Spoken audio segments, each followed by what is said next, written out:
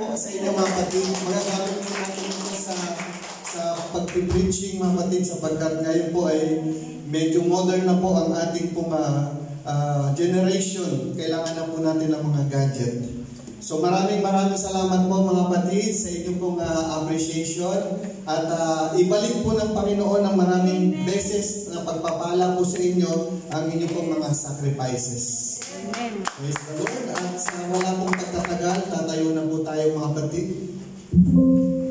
At tayo na po ay dadako sa salita ng ating Panginoon. Kung meron po kayong mga Biblia, maaari po kayong makipagbuklatan sa akin. Sa aklat po ng Philippians, chapter 4, verse 6 to 7.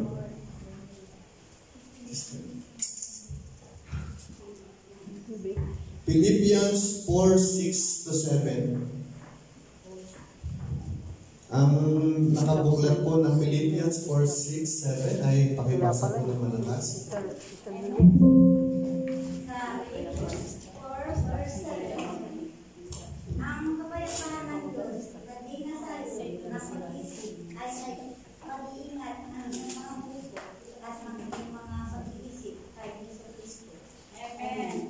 Praise the Lord. So babasahin ko po sa English.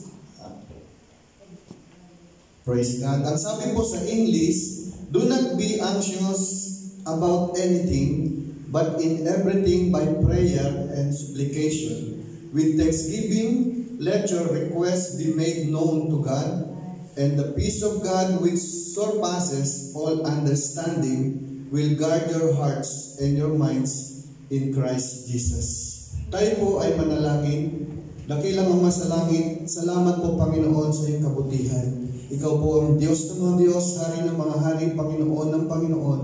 Salamat muli sa pagkabasa ng iyong mga salita, O God. Dalangin po, Panginoon namin, O God, na ikaw po, Panginoon, ang manguna sa aming kalagitnaan. Punasan mo, Panginoon, ang aking labi, hallelujah, na may hayag, Panginoon, ng buong kalakasan, buong katapatan ng iyong salita, Panginoon. Let your anointing, O God, dwell in my mind, my heart, and my soul. Ganon din, Panginoon, ang mga makikinig, O God, hallelujah, buksan mo ang kanilang puso't isipan na maunawaan po nila ang iyong pong nais sabihin sa bawat isa sa amin. Sa pangalan mo, Jesus, inangkin namin ang tagumpay, ang lahat mo'y magsabing Amen. At bago ka umupo, kamayan mo ang katabi mo, kuha ka ulit ng 5 at batiin mo yung mga hindi mo pa nakakamayan, sabihin mo, I'm glad you are here.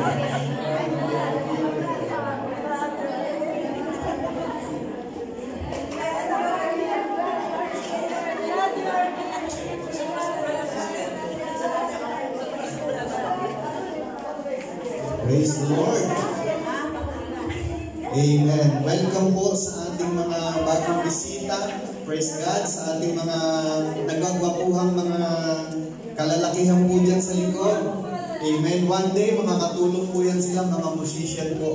Amen. Praise God. So tayo po nag-pray ng mga musician para po mayroong makatulong sa atin sa gawain. Praise the Lord. Amen. At salamat din, nandito na po ang ating kapatid na Sister Maricel. Praise God. Na nakasama naman po natin dahil loob po talaga ng Panginoon na makakadalo rin ang kanyang mga anak sa gawain. At ganoon din po ang ating bisita ulit na Sister Cora. Praise the Lord. Amen.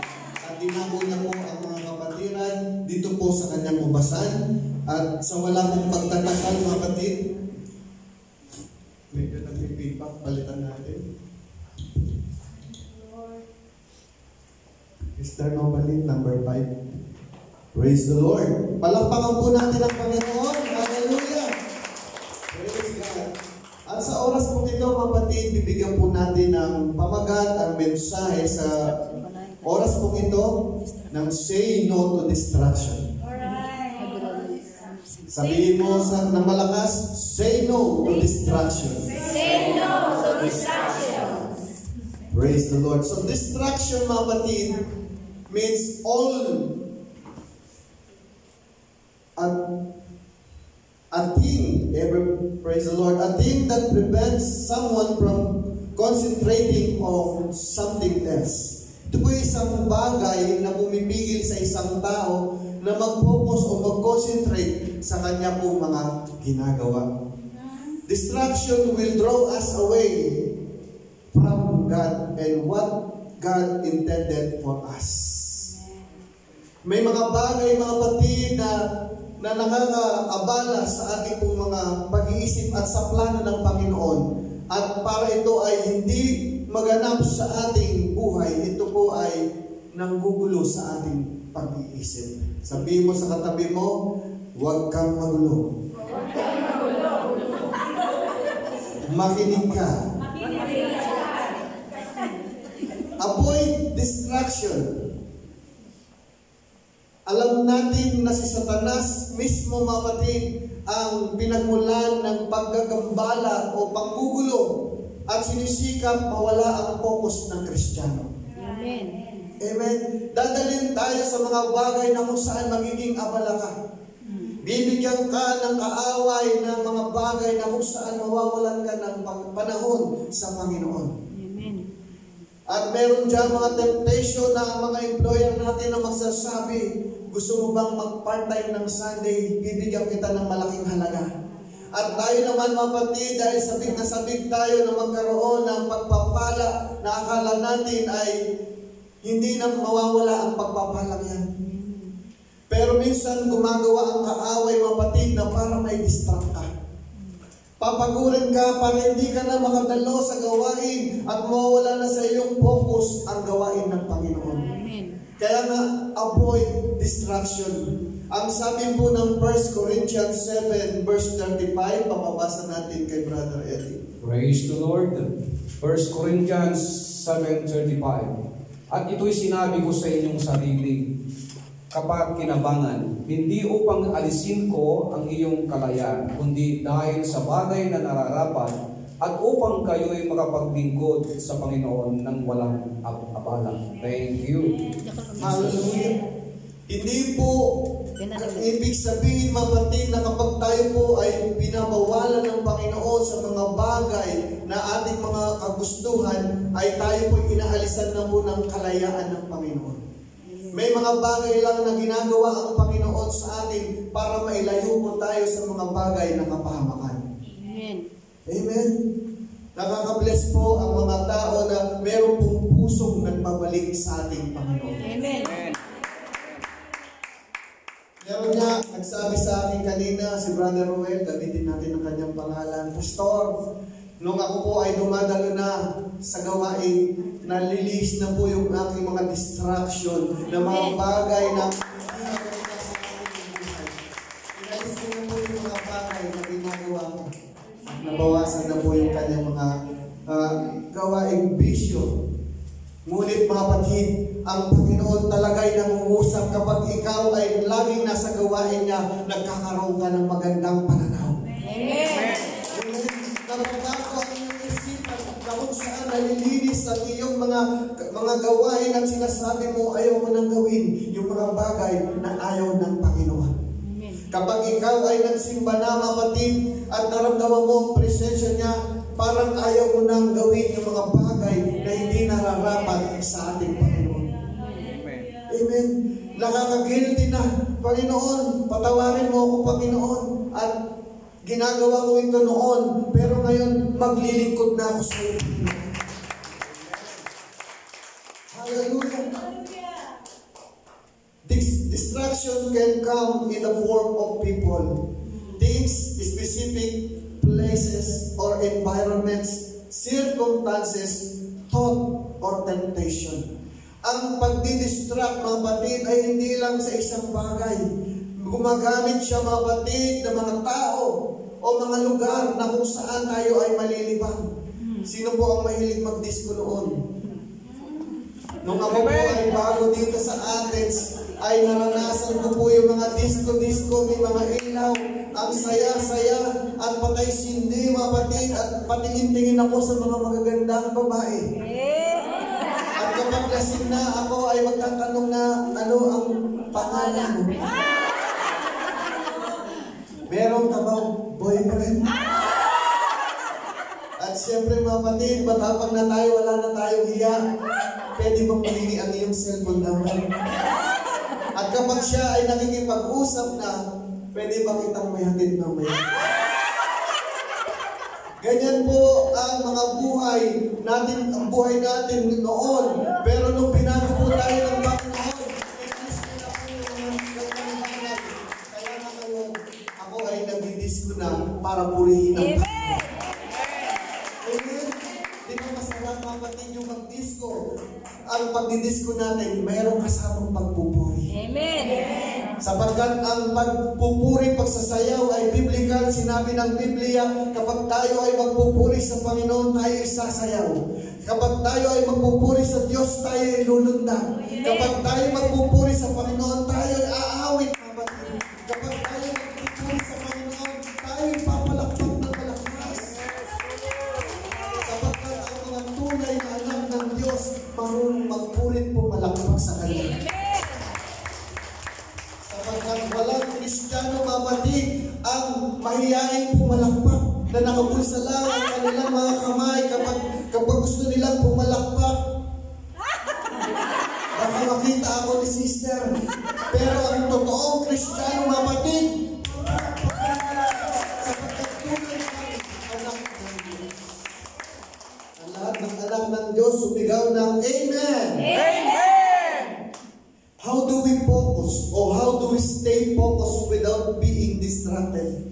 Paano tayo mananatiling focus na hindi madidistract?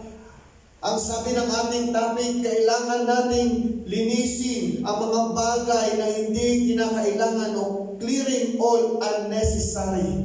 Pag-iwas sa lahat ng mga gawaing nakakaagaw ng atensyon patungo sa Diyos. Ano po ang sabi ng Romans 12 verse 2? Romans 12 verse 2, don't copy the behavior and custom of this world, but let God transform you into a new person by changing the way you think. Then you will learn to know God's will for you, which is good and pleasing and perfect. Amen. Amen. Sa Tagalog, don't copy, huwag gagayahin. Pero ang sabi ng version ng Tagalog, at huwag kayong magsiayon sa sanlibutan ito, kung di mag-iba kayo sa pamagitan ng pagbabago ng iyong pag-iisip, upang mapatunayan nyo kung alin ang mabuti at kaaya-aya at lubos na kalooban ng Diyos. Amen. Huwag po tayong makikiayon, mga kapatid. Ibig sabihin, huwag nating gayahin o kokopyahin ang gawain ng sanlibutan. Alam naman natin ang gawain ng sanlibutan ay hindi gusto ng Panginoon. Ang nagmamahal sa sanlibutan ay kaaway ng Diyos. Amen. Kaya mga kapatid, ang sabi ng Panginoon, iwasan natin, alisin natin, linisin natin yung mga unnecessary na mga bagay na makakapag-distract sa atin. Say no to distraction. Sabi mo, no to distraction. No to distraction. Merong mga bagay na nakakapag-distract sa atin. Alam niyo ba yun, mga kapatid? Ang kasalanan. Ang worldliness o materialism, yung makamundong bagay o mga bagay na mga hinahangad natin. Mas hinahangad pa natin ang mga bagay na pleasure dito sa mundo kesa maglingkod sa Panginoon. Ito po ay distraction. Magtatrabaho muna ako ng 5 taon hanggang 10 taon bago ako maglilingkod sa Panginoon. Isa pong distraction yan para tayo makapaglingkod sa Panginoon. Ang mga bagay na nakaka-distract sa atin ay kasalanan. Yung mga bagay na hindi kaaya-aya sa Panginoon. Kaya nga wala ng mga Kristiyano na dapat na manginginom. Amen. Wala ng mga Kristiyano na nagiging gambler, mga sugaron, mahilig sa mahilig magsapon. Marami po ditong pinago. Kung magsugal, 6 digits ang pinag-uusapan. Praise the Lord!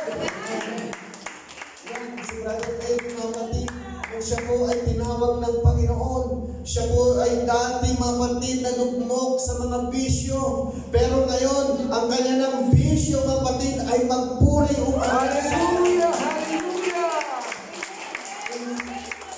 napakabuti po ng Panginoon. Alam niyo ba, mga kapatid, dati ang sundalo. Pero nung siya'y tinawag ng Panginoon, mga kapatid, mas higit pa pala sa pagiging sundalo ang gagawin niya sapagkat pagiging sundalo siya ng Panginoon. tayo po ay tinawag ng Panginoon para maging soldier of Christ. Amen. Tayo po ay makikipaglaban dito sa sanlibutan sapagkat ang ating pong battle ay hindi dito mapatid because the battle is the Lord. Amen. Ang laban natin mapatid ay hindi natin laban ito ng Panginoon. Kung ikaw ay nangihina, kung ikaw ay naliligaw ng landas, ang Panginoon ay nananawagan sa oras na ito sapagkat iaahon tayo niya kapag tayo ay naliligaw. Things that distract us, mga kapatid, ang mundo.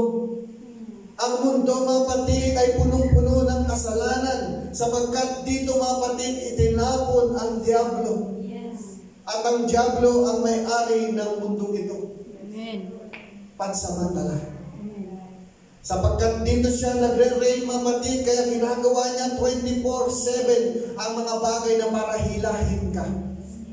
Gusto ng diablo na meron siyang nakasama papunta doon sa impyerno. Kaya ang mundo, mga kapatid, ay nakaka-distract sa atin, hindi natin nabubuksan ang ating isipan o ang ating pandinig sa panawagan ng Panginoon. Amen. Hindi natin nararamdaman na tinatawag ka na pala ng Panginoon para maglingkod sa Kanya dahil hindi natin alam kung kailan at oras ang pagbabalik niya. Amen.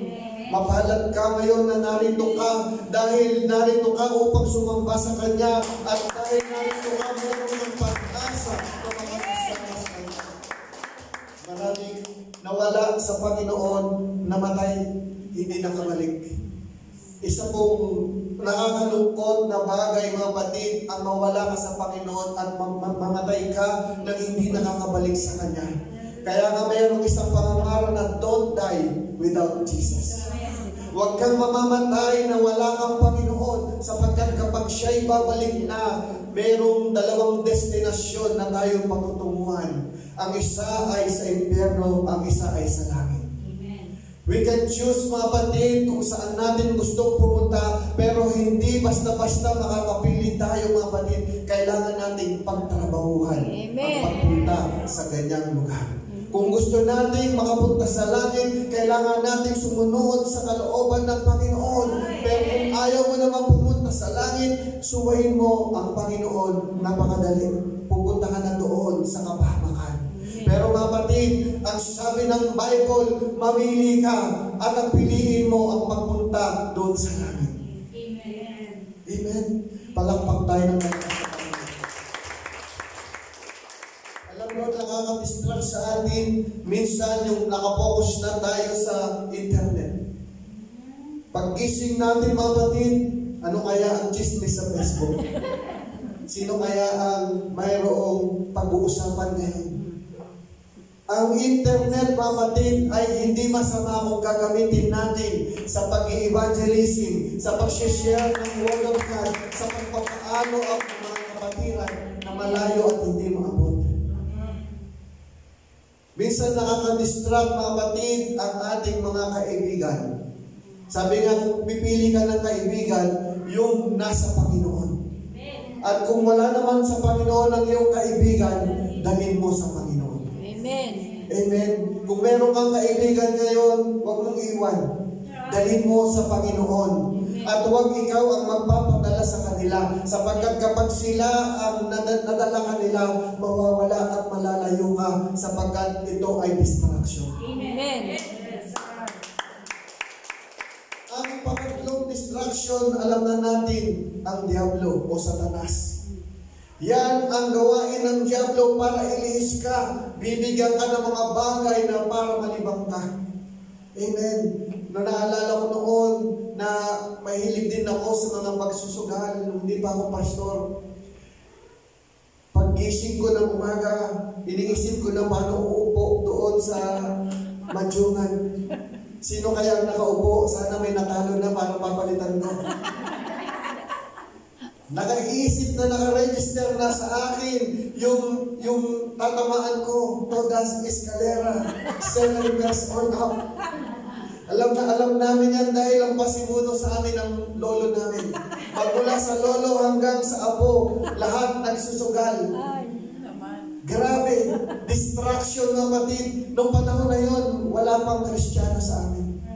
At dumating ang pagkakataon, may nag-share sa aking mother. At siya po ay nakapag-attend ng Bible study at nag-aya siya ng mga bisita at na-convert ang nanay ko. At nung na-convert yung nanay ko, mga kapatid, sunod-sunod na kami na-convert, na-stop yung pagsusugal namin.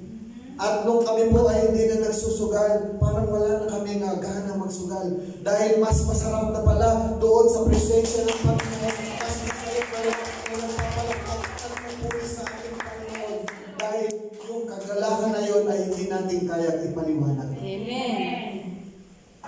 Ang sabi po ng James 4:7, James 4:7, submit yourselves therefore to God. Resist the devil, and he will flee from you. Amen. Amen. Pasakop tayo sa Panginoon, mga kapatid, at ating sawayin ang dyablo, at siya po ay lalayo sa atin. Kapag meron kang naisip na negative, rebukin mo lang yan. Gamitin mo ang iyong kapangyarihan sa pangalan ni Jesus. Meron pong power. In Jesus' name, umalis ka sa aking isipan. Amen. Kapag sinasabi ng dyablo, mamaya ka na mag-church, mag-Facebook ka muna, makipag-usap ka muna sa mga kaibigan mo. Kapag ikaw ay nalilibang na, makalimutan mo na, next week na ako mag-church. Ang sarap makipag-chismisan dito sa Facebook. Everybody say, praise the Lord. Praise the Lord.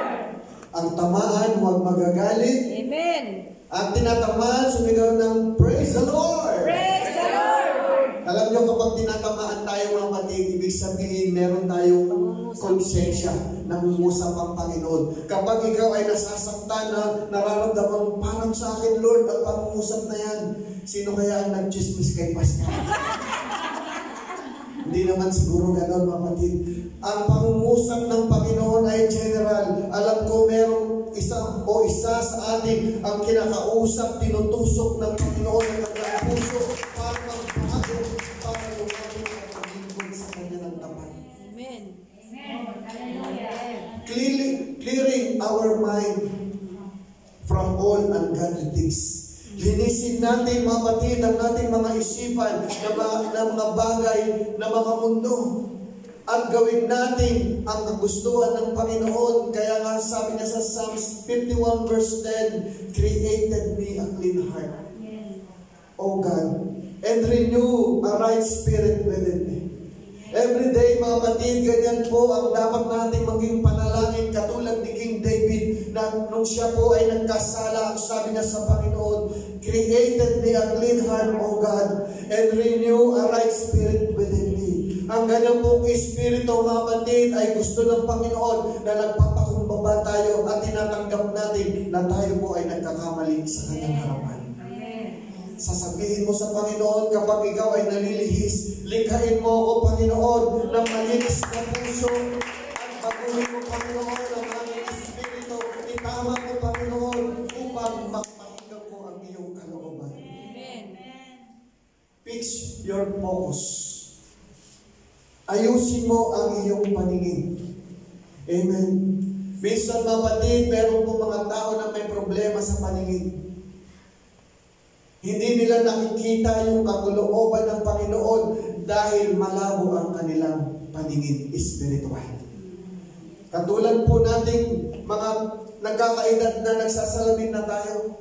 Ako minsan kapag wala na yung salamin, hindi ko na mabasa yung letra. Kaya minsan, pa-stop tayo dahil parang nagdidikit yung mga letra. Pero kailangan natin maitawid ang salita ng Panginoon para makarating sa ating mga puso. Sapagkat siya po ang kalooban ng Panginoon. Fix your focus. Iayos mo ang iyong paningin. Huwag kang palilingon, kaliwang kanan. Ano ba ang ginagawa ni sister? Ano ba ang ginagawa ni brother? Pumokos ka lang sa harapan sapagkat ang harap, andun po ang pagpapala. Kaya nga mamaya, kapag tapos ng pangangarap na ito, ang tunay na pagpapala nandito po sa altar. Amen. Kapag ikaw ay nauuhaw sa Panginoon, ngayon kumakain tayo, mga kapatid, kapag hindi ka nagpunta sa altar, kulang ang iyong pag-inom. Amen. Sapagkat wala kang panulang. Ang salita ng Panginoon, mga kapatid, ay kailangan mong tunawin at ma-register sa iyong katawan sa pamagitan ng pakikipag-usap sa Kanya. Amen. Amen. Yan po yung lagi namin inaantay kapag tapos ng preaching ng ako young people. Inaantay ko pag malapit na si pastor, alam ko nagtutugtog na yung musician. Pupunta na ako sa altar, dahan-dahan akong luluhod. At makikipag-usap ako sa Panginoon at sasabihin ko, created me a clean heart, O God, and renew the right spirit within me. Kapag tayo po ay nawawala sa Panginoon, yan po ang pinaka-the best prayer natin. Fix your focus. Si Peter po ay mayroon pong aggressive character na pabigla-bigla. Si Pedro, mapatid na apostol, siya po ay matapang at sabi niya, hindi kita pagkakaila, Panginoon.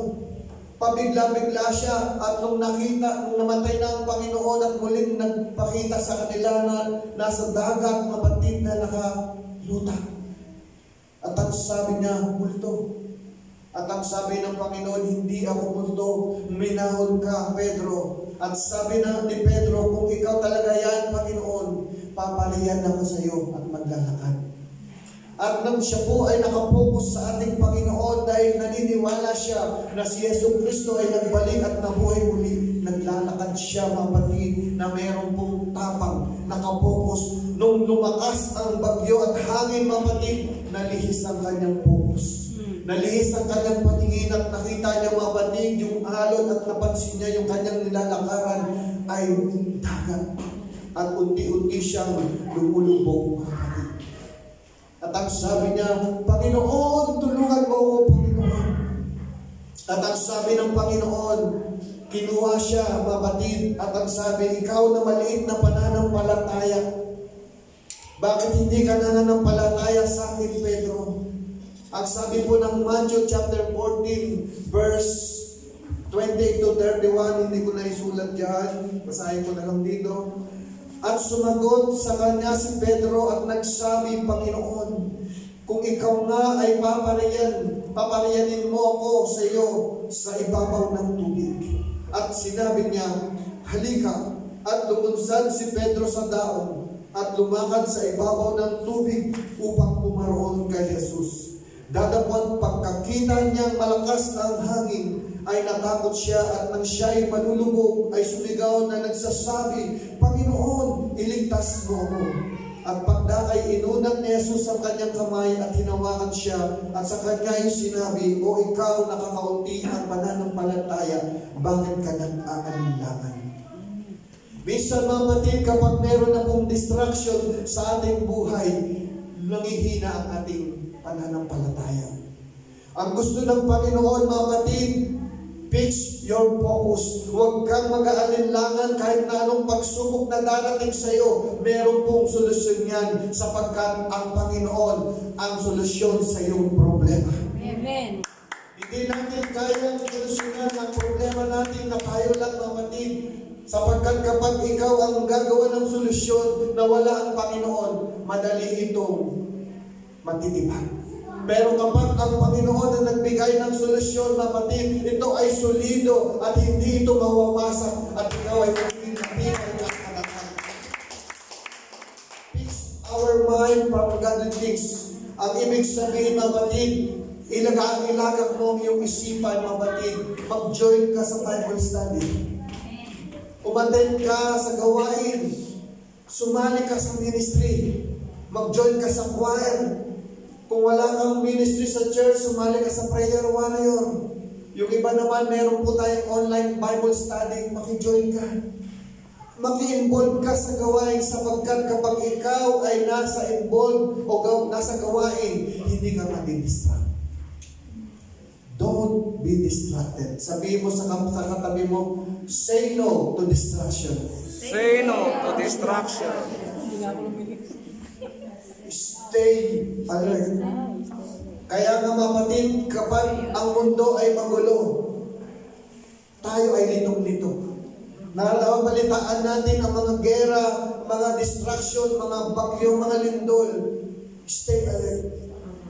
Ang sabi po ng 1 Peter chapter 5 verse 8. 1 Peter chapter 5 verse 8, kayo'y maging mapagbigil, kayo'y maging mapagpuyat, ang iyong kalaban na dyablo, na gaya ng leong umuungal, ay gumagala na humahanap ng masisilang niya. Amen. Amen. Mag-ingat po tayo kapatid kapag tayo ay wala sa gawain, sapagkat ang dyablo ay gaya ng leong umuungal. Gumagala siya kapatid at humahanap ng kanyang masisilang. Kaya nga sabi ko kapatid, kapag ikaw ay nandito na sa ministry, huwag ka nang palipat-lipat ng gawain. Huwag ka nang papunta-punta sa ibang church sapagkat malilito, maliligaw ka sapagkat marami ngayon mga bulaang tagapagturo. Hindi nila tinuturo kapatid ang buong katotohanan. Kaya kailangan natin kapatid sa tamang lupa o tamang ground or good ground sapagkat kapag nasa good ground ka, lalago ang iyong spiritual life. Amen. Amen. Makakarinig ka ng mga salitang makakapagbago sa iyo na may kukorek ka sapagkat kapag hindi mo narinig ang pagtutuwid, hindi ka natutuwid. Amen. Ang sabi po ng Mark 13,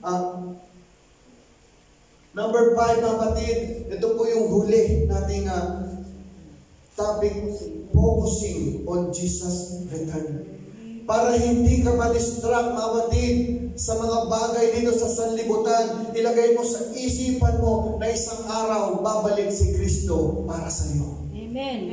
Isang araw makakasama natin ang Panginoon upang tayo po ay magpupuri na lang sa Kanya habang buhay. Amen. Ang sabi po ng Mark 13:26, Mark 13 verse 26, at kung magkagayoy, makikita nila ang anak ng tao na naparitong nasa mga alapa na may dakilang kapangyarihan at kaluwalhatian. Amen. yan po ang inaasahan nating mga Kristiyano. Kapag ikaw ay naging born again na, kasama na yan sa buhay natin na makakasama ka pagbalik ng ating Panginoon. Wala pong Kristiyano kapatid na hindi alam na babalik ang Panginoon muli at kukunin ka pagdating ng muling tunog ng trumpeta. Yan po ang pag-asa natin. Sapagkat kapatid, wala na po tayong ibang hope kung hindi ka makakasama sa rapture. Wala na pong second chance. Kaya ngayong mga patay, kapatid, hindi na sila makakapagsisi. Habang tayo po'y buhay, kapatid, magsisi tayo sa ating mga kasalanan. Sapagkat kapag ikaw ay nakapagsisi, maaari kang makasama doon sa langit. Sa kakayahan ng Panginoon. Hebrew 12 verse 22, ang sabi nga, looking unto Jesus, the author and the finisher of our faith. Tatayo po tayong lahat, kapatid. Say no to distraction. Say no to destruction. Sa oras na ito, kapatid, malaya na po tayong lalapit sa presensya ng